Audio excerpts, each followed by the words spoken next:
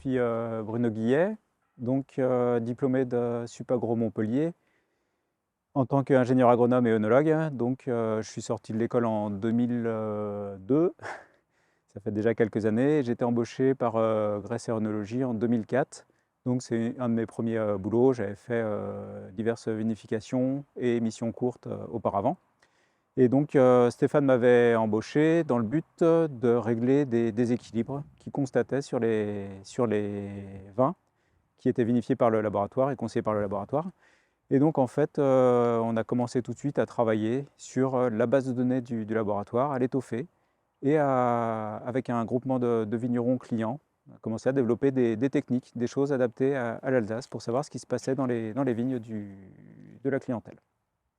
Donc mon poste, c'est un poste de conseiller technique viticole. Donc j'assure pendant toute l'année du conseil technique, des visites parcellaires, des observations, couplées à des analyses qu'on recommande le cas échéant, hein. Tout type d'analyses qui peuvent concerner le système. Ça va du végétal au sol, à des analyses météo.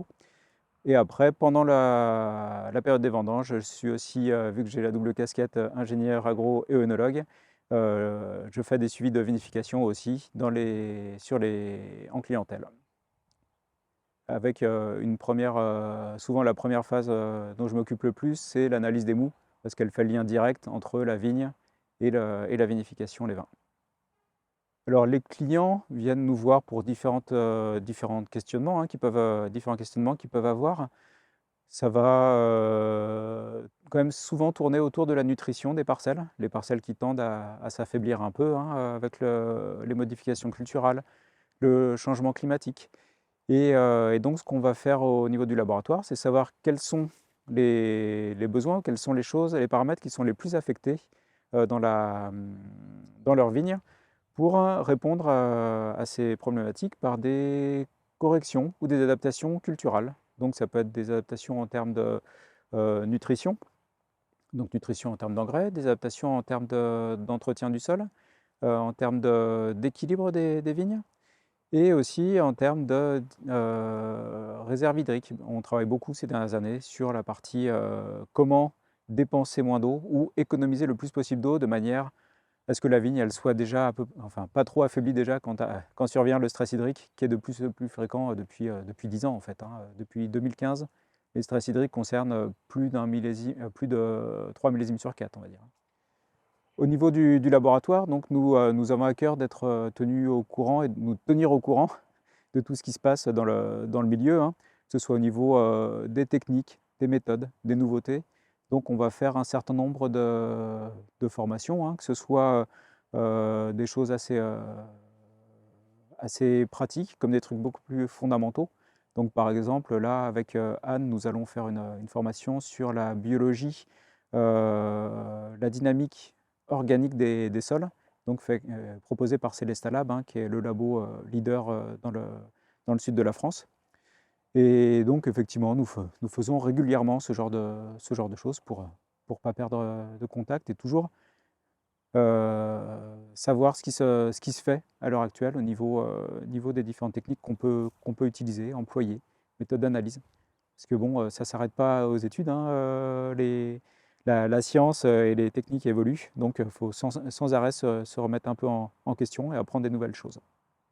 Alors les analyses agroœnologiques, on utilise essentiellement quatre types d'analyses ou de méthodes, hein. Il y a tout d'abord ce qu'on peut appeler les analyses classiques, analyses chimiques. Ça va être les analyses sur le végétal, de sarment, les analyses de pétiole, les analyses de raisin. Donc ça, à part le mode d'extraction, ça va être quelque chose qui ressemble aux analyses qu'on sait faire au laboratoire historiquement, qui sont des analyses chimiques, on va dire. À côté de ces analyses, on va utiliser aussi des choses pour mesurer directement sur le végétal. Ça va souvent concerner l'alimentation hydrique de la vigne. Donc on va notamment utiliser des chambres à pression de sève, mais aussi des outils qu'on a développés aussi en Alsace, donc du flux de sève. C'est une méthode qui fait du bilan de chaleur qui est assez intéressante, surtout pour comparer des modalités. Donc en expérimentation, c'est quelque chose qui est très très robuste, qui va permettre de mesurer exactement ce que la vigne transpire quart d'heure par quart d'heure à l'échelle de l'année. Donc la dynamique d'absorption d'eau et de circulation de l'eau.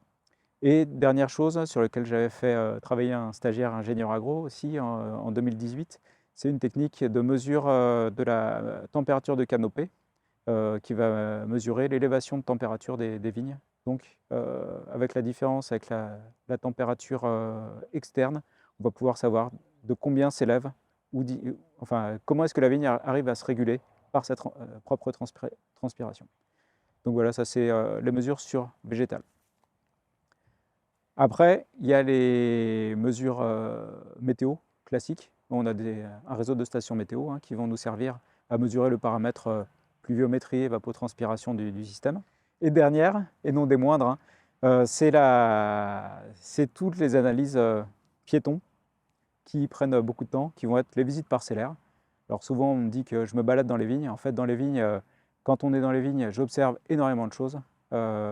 L'état du feuillage, la couleur du feuillage, l'état de la dynamique de pousse de l'enherbement, la dynamique de pousse de la vigne, des comptages.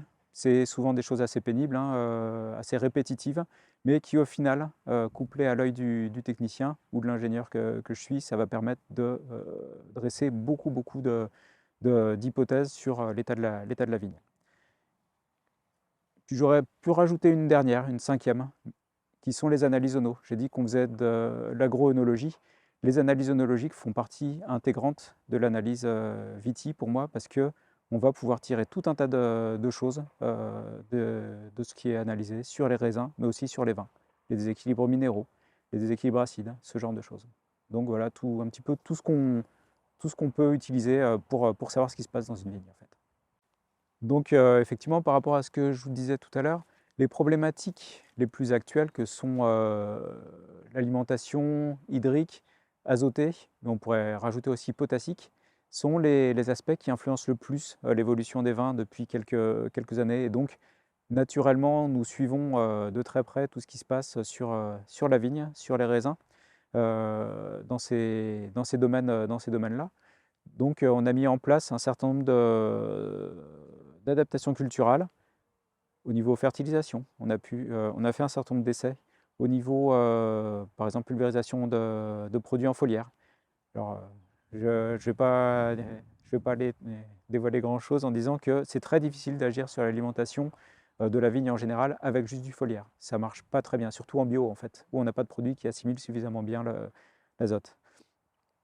Après, des mesures sur le sol. Par exemple, depuis quelques années, on teste des couverts avec de la paille pour protéger le sol contre un échauffement et puis ne pas avoir à passer trop avec des outils d'entretien du sol.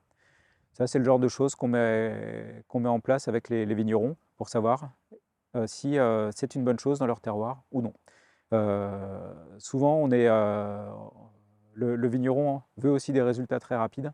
Et en Viti, on sait que c'est quand même souvent sur du moyen terme qu'on va avoir des résultats. Donc, c'est des choses qu'on arrive, nous, à voir après 1, 2, 3 ans, savoir s'il y a un impact, un intérêt réel de telle ou telle technique pour savoir si les choses qu'on a mises en place sont réellement intéressantes pour le vigneron.